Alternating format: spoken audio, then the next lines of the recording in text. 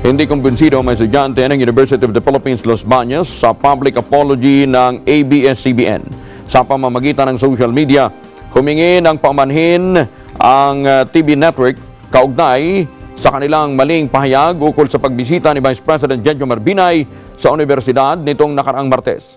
Ayon kay UPLB Student Council Chairperson Ronald Jem Celestial, binibigyan nila ng mataas na pagkilala at respeto ang ABS-CBN, News and Current Affairs, ngunit dismayado sila dahil hindi lang ito ang kauna-unahang pagkakataon na nagkaroon ng maling pahayag ang TV network tungkol sa UPLB. Una nang nagpahayag ang ABS-CBN ng tungkol sa mga rape case incident na nangyari umano sa loob mismo ng UPLB campus.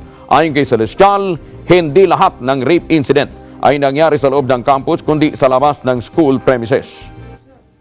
Nakalagay doon, sincere, they're expressing their apology.